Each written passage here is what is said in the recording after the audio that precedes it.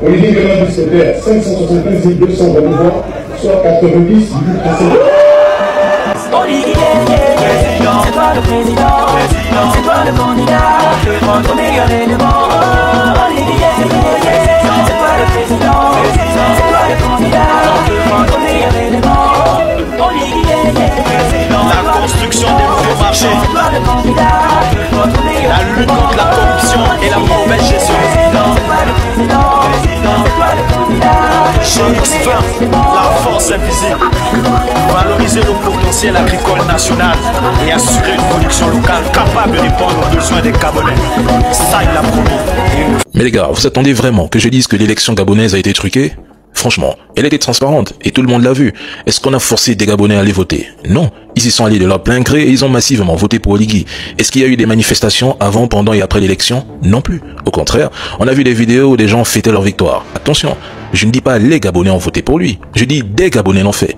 Il y a une différence entre les et des. Ce score à la soviétique, comme certains disent, reflète bel et bien une volonté populaire. Ça fait 1 an que je le dis, ici. Cette élection était un non-événement. Il ne fallait pas s'attendre à des surprises. Depuis le premier jour du coup d'État, des Gabonais voulaient voir Oligui à la tête du pays. C'était leur souhait, leur vœu. Je parle des Gabonais, pas les Gabonais, nuance. Et à mes yeux, il n'y a pas eu de tricherie. Ce score est réel. Beaucoup de gens ne voulaient pas de Billy Bizo au pouvoir. On va pas non plus faire semblant et dire qu'on lui a volé l'élection avec 3%. Il faut être fair play dans la vie des gars. Oligui a pris 90% des voix. C'est une victoire par chaos technique. Maintenant, les Gabonais vont le juger sur les 7 ans à venir. Est-ce qu'il fera ce qu'il a promis? Ils verront. Mais il n'y a eu aucune manipulation derrière cette élection. Tout le monde savait qu'il allait gagner. Je l'avais même dit il y a 1 an. Et je l'ai répété ici. Croire que l'opposition pouvait renverser la tendance, c'était de la pure distraction politique. Bref, ce n'est pas moi qui choisis les présidents. J'ai fait un constat, je donne mon point de vue, et on ne va pas mentir quand les choses sont assez claires. Des Gabonais l'ont choisi, ils ont l'avenir de leur pays entre leurs mains. Les Gabonais, on peut faire ça à l'autre. Vous étiez sur internet là que quoi? Coucou. Oh Billy Binze, vraiment Billy Binze a raison. Oh Billy Binze. Oh Billy Binze. Tout le bruit là, coucou. Pour aller donner pour papa 3% seulement. 3% carrément, donc toute la bouche à tout ça pour ça. Tout ça pour ça. Vous voyez que tout laisse, non? C'est vous les mêmes qui avez parlé à coucou. Franchement, Billy Binze a raison, maman. Oligui, moi je ne crois pas. Oligui, mais c'est vous qui êtes, vous-même vous êtes allé voter Oligui. On sait. Regarde, on sait que vous avez tous couru pour voter Oligui. Vous étiez sur internet là, coucou. En tout cas, ne vous en faites pas. On ne vous en veut pas, vous avez fait le manche, vous avez voté Oligui. Dans les unes là-bas, vous étiez face à la réalité. Vous avez dit, non, Billy Binze aussi, non, pardon, mieux, Oligui, machin. On sait. Mais ne venez pas sur internet à faire semblant. En fait, c'est l'hypocrisie là qu'on ne veut pas. Mais on sait que vous avez voté Oligui. On sait. C'est une bonne chose, en tout cas, c'est une bonne chose. Mais comment vous pouvez faire social papa? Vous avez parlé de lui là, vous donnez 3% à l'autre. Est-ce qu'on fait ça aux autres? Est-ce qu'on fait ça aux autres aussi? Vous aussi? Oh. Mais vous n'avez pas marre de tricher. Vous n'en avez pas marre de tricher, de vous foutre du peuple gabonais? Le CDR et toute sa bande là, vous n'en avez pas marre? Comment expliquez-vous qu'à Mintik, il y a 49 bureaux de vote? Monsieur Alain-Claude Billy Binze est censé avoir 49 représentants dans ces 49 bureaux de vote. Vous lui demandez d'avoir 4 représentants pour 49 bureaux de vote. Pour quelle raison? Oligui Nguema a 49 représentants. Alain-Claude Billy Binze et tous les autres candidats ont le droit d'avoir leurs 49 représentants. Vous prenez pour qui en fait?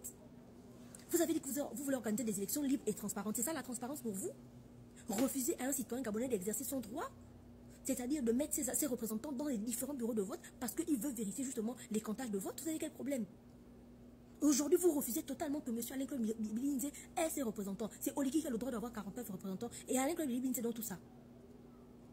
C'est ça, ça la transparence pour vous? Mon Dieu. Un président qui crie tout le temps que le Gabon est un état de droit, c'est ça l'état de droit?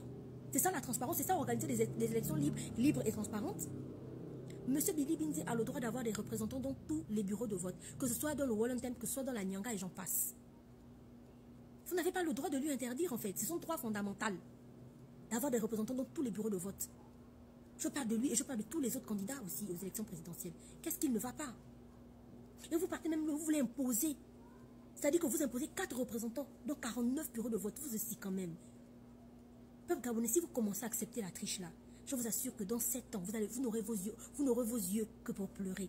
Ce n'est pas normal. 49 bureaux de vote est égal à 49 représentants. Ce n'est pas normal qu'on interdise ce droit-là à Alain-Claude Billy Binze. Oligui, c'est pas toi qui as dit ici que tu n'as pas de rival.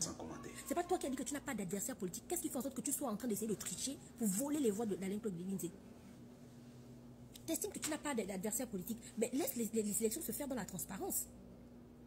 C'est quand même incroyable. Hein? Peuple gabonais, refusez ce qui est en train de se faire là. Hein? Que vous aimez Oligui ou pas, vous devez exiger la transparence pendant ces élections-là. S'il commence à tricher, je vous assure que ce ne sera pas sa seule fraude. Il va passer tout son mandat à frauder et vous n'aurez vos yeux que pour pleurer. Tout à l'heure là, c'est le 12. Et après le 12, c'est le 13. Après le 13, ainsi de suite. Peuple gabonais, ouvrez vos yeux. Ouvrez vos yeux. Vous cautionnez la fraude avec Oligui. C'est-à-dire que vous cautionnez la fraude pour 7 ans, pour 14 ans. Même si vous aimez Oligui, vous n'avez pas le droit de cautionner ce qu'il est en train de vouloir faire là. C'est pas normal. Ce n'est pas ça l'état de droit, ce n'est pas la justice, ce n'est pas une élection libre et transparente comme il a crié. Et par conséquent, ce n'est pas la démocratie. C'est du gros n'importe quoi en fait, de la fraude. Tout va mieux aller au Gabon.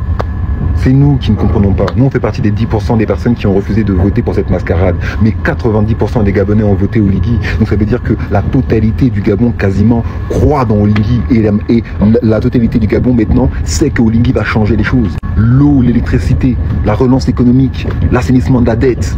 Oligui va tout faire tout seul. Hein. Oublie pas, c'est monsieur Je. Oligui va tout faire au pays. Le Gabonais, il peut plus parler maintenant. Parce que maintenant, le Gabonais a choisi. Encore sous Ali, sous Omar, on pouvait dire que c'est vrai, là, l'élection a été démocratique. À 90%, vous avez dit, oh, on veut Oligui. Il n'y a pas de souci. Maintenant, rappelez-vous bien que peu importe ce qui sort du Gabon, c'est la volonté des Gabonais. Nous, là, on fait partie des 10%, il n'y a pas de souci. Je rappelle juste aux 10%, ne parlez plus.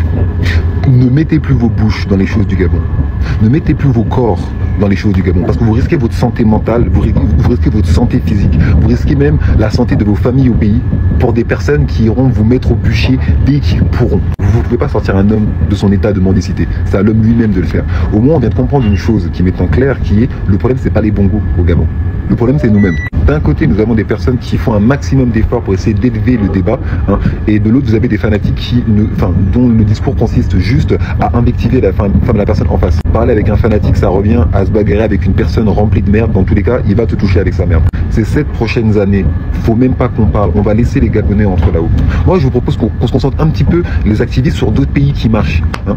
Vraiment, il y a des pays en Afrique de l'Ouest, ils sont vraiment en train de tout péter. De tout péter. Le Sénégal, là, vient de faire encore une levée de fonds auprès de sa propre population. Ils ont eu leur budget d'État, plus de 400 milliards. C'est vers chez eux qu'on doit aller investir, vers chez eux qu'on doit aller se prendre le crâne. Le Gabon, là, faut les laisser. Le Gabon, c'est déjà réglé. Tout se passe bien au Gabon maintenant.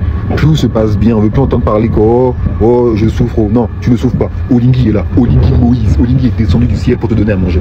Tout va bien se passer au Gabon. Et vraiment, je me rassure. Moi, je veux juste faire sortir ma famille du pays. Ça sera pas mal. Africains, Africains. J'apprends ce jour qu'au Gabon, le général Dansoman, Brice Clotaire Oligui Nguema, aurait été soi-disant proclamé élu par plus de 90% des voix président de la République du Gabon. Je voudrais rappeler que ce qui vient de se passer au Gabon ne mérite pas le nom d'élection. J'ai élaboré un concept pour éclairer des phénomènes comme celui qu'on vient de voir au Gabon. Vous connaissez le concept? C'est une élection pourrie. Et on peut écrire le mot pourrilection. Pourquoi ce qui s'est passé au Gabon est une pourrilection et non pas une élection présidentielle? C'est une pourrilection présidentielle, pourquoi? Premièrement, parce que M. Brice Clotaire Oligui Nguema a pris le soin d'éliminer les Gabonais du processus électoral. Autrement dit, ce sont des élections organisées pour Oligui, par Oligui, en vue d'Oligui. Ce sont des élections olighiennes. Il s'agit en réalité d'une blague olighienne. Et il appelle ça élection. Deuxième point. Oligui Nguema a pris la peine d'exclure les candidats de l'opposition qui pouvaient, avec certitude, le battre. Il a utilisé la subtilité constitutionnelle pour éliminer celui qui a battu Ali Bongo à l'élection en 2023. Le professeur Ondo Ossa. Si Oligui Nguema était un putschiste pour la démocratie, il aurait renversé Ali Bongo et demandé à Ondo Ossa, le président élu des Gabonais, d'aller exercer le pouvoir. Non, il n'a pas fait son coup d'État pour restaurer la soi-disant démocratie gabonaise qui aurait été atteinte. Non. S'il l'avait fait, il n'aurait pas empêché Ondo Ossa, qui a pourtant gagné l'élection contre Ali Bongo, il n'aurait pas empêché d'être candidat en utilisant la clause de 70 ans pour l'éliminer de l'élection. Si ce machin-là était une élection, mais Oligui Nguema n'aurait pas menti diaboliquement devant le peuple gabonais en disant qu'il allait rendre le pouvoir aux civils. Alors que le civil dont il parlait, c'était lui-même. Oligui Nguema n'allait pas prétendre que les Gabonais ont des problèmes de compréhension de la langue française. En proférant l'énormité de dire « je vais rendre le pouvoir aux civils » et en se mettant à disposition de l'armée pour prétendre être devenu un civil, Oligui Nguema a clairement indiqué qu'il était dans un processus de confiscation du pouvoir d'État dans le cadre d'une révolution de palais. Car comment Oligui Nguema est-il arrivé au pouvoir? Il est arrivé au pouvoir à la faveur d'une division dans le clan de la dictature corrompue des Bongo. Cette division oppose la femme d'Ali Bongo, Sylvia Bongo Ondimba, et la grande sœur d'Ali Bongo, Pascaline Bongo Ondimba. La mésentente entre ces deux femmes du clan des Bongo s'est traduite par le soutien apporté par Madame Pascaline Bongo à un neveu de famille élargie, Brice Clotaire Oligui Nguema, chef de la garde présidentielle, pour qu'il prenne le pouvoir au Gabon, afin d'empêcher sa belle-sœur Sylvia Bongo et son neveu Nourdine, eh bien Bongo Ondimba, d'exercer le pouvoir. C'est une révolution de palais. Cette révolution de palais a été approuvée, protégée, médiatisée, normalisée par le régime de M. Macron. Pourquoi? Parce que Brice Clotaire Oligui Nguema représente la possibilité pour la France de continuer à avoir la même mise sur l'économie gabonaise, la politique gabonaise, la civilisation gabonaise.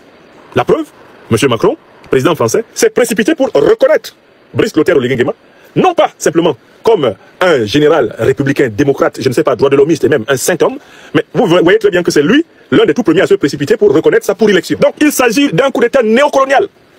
Ali Bongo ayant été lâché par la France macronienne pour avoir osé ouvrir le Gabon au Commonwealth. Donc Oligui Nguema, comme vous voyez là, il n'a pas été élu. Ce qu'il a fait là, ce n'est pas une élection, c'est une pourrilection. Hein? Il s'agit d'une mauvaise blague, d'une blague de mauvais goût. Il s'agit d'un cafouillis. Ce dansoman agité est indigne d'exercer les fonctions présidentielles. Même dans un pays abandonné, on ne doit pas laisser un type comme ça être président. C'est un sous-préfaillon de la France-Afrique, Oligui Nguema. Il n'est rien d'autre. C'est ce qu'il est. Il n'est même pas capable de faire ce que le maréchal président du Tchad a fait. Rompre les accords néocoloniaux. Oligui Nguema, il n'est même pas à la cheville de Mahamat Idriss Déby. C'est un dansoman, c'est un agité du bocal, c'est tout. Il n'y a pas d'élection là-bas. Et maintenant, on doit rétrospectivement demander à ceux qui sont allés à cette élection qu'ils expliquent aux Gabonais qu'est-ce qu'ils ont gagné dans cette élection.